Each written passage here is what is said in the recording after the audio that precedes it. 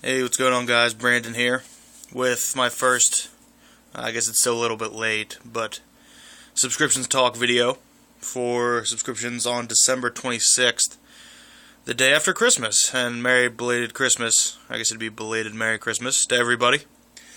I only got 3 books this week, which I guess made up for last week where I think I got like 24 books, so definitely helped out the wall a little bit. I'm sorry if it's a little shaky. I don't have my normal kind of weird tripod thing I do with my phone here, which is what I tape all my videos on.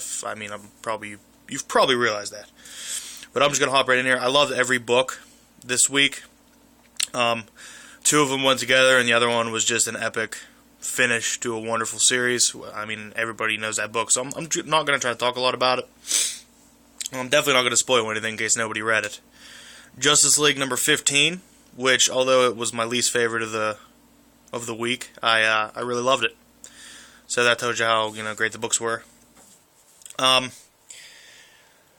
There's a great moment in here where Clark gets Diana to dress up in like a disguise and have like a secret identity. I thought that was pretty awesome. That they went out to dinner together.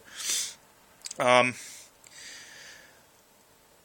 reveals that the Atlanteans are attacking by the war plans that he wrote himself, which I thought was awesome. And one problem with this cover, I feel, though, is Shazam is on it like he's part of the main story, and he's not, which kind of bothered me, because I saw the cover and I was like, oh yes, Shazam, he's going to be a part of it. And he wasn't. It's still his backup story, which, I mean, I still like it because it's Shazam, but I wish he would actually get into some other continuity other than his normal story. But Black Adam appears with his in his side story and Shazam's side story, which is going to lead into great things. I mean, Black Adam versus Shazam has to be one of the classic battles of all time. I love when they fight. It's great times all around. And that was part of the Throne of Atlantis storyline, as I've said, which continues in Aquaman 15, part 2 of the Throne of Atlantis storyline. And I saw other reviews of this before I read this, and some people said that Aquaman was better in Justice League. Now, that may be true for most people, but I thought he was great in here simply because of the final panel where I'm going to explain into the final panel. The man on the cover here is his brother, and he is leading the attack on Earth, the land of Earth. And Aquaman was to reason with him, but the brother won't listen. So then, Batman, Superman, they interfere. And Aquaman says, I'm trying to reason with him, and they say there is no reasoning. So then Aquaman grabs Batman by the throat and says, well, you just forced my hand. And that is why I thought Aquaman was awesome in this, because as anybody who watches my video knows, I'm not a Bat fan. So that was awesome in my book. This is the first Aquaman I've picked up. And I'm glad I almost didn't, but because I was only getting 2 issues this week, I said, you know what, I'll just go in for the Throne of Atlantis storyline. It's whatever. So, I mean, I'm super pumped about it.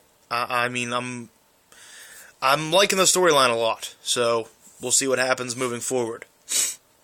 And then the book that everybody in the comic world at least, and not in the comic world, at least knows something about, is Amazing Spider-Man 700. Obviously my pick of the week. The cover here it just almost tears at your heart to see the cover itself, because it's just so incredible. And then when you read the actual book, it's mind-boggling. It's a wonderful finish to this series. Some of the other backup stories in this were a little weird. I didn't like the art to the Black Widow story. It was a little weird. There was a weird future tale of somebody telling that they were Spider-Man. I don't know. I don't know how that works. I don't know what happened.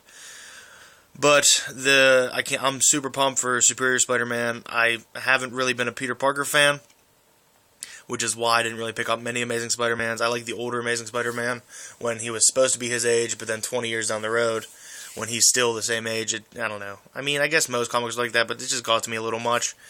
I've had issues with Spider-Man. Maybe I'll have a video sometime where I talk about what my issues with Peter Parker were. But either way, this book was incredible. Pick of the week. And looking forward to Superior Spider-Man. I'm glad you guys watched, and I hope to have another video up here shortly of something. I don't know, maybe I'll read some books and do reviews on those, just a rant video. But if not, my subs video should be up this Friday. I mean, Saturday latest, I hope. So, thank you guys for watching again, and remember, have a great day.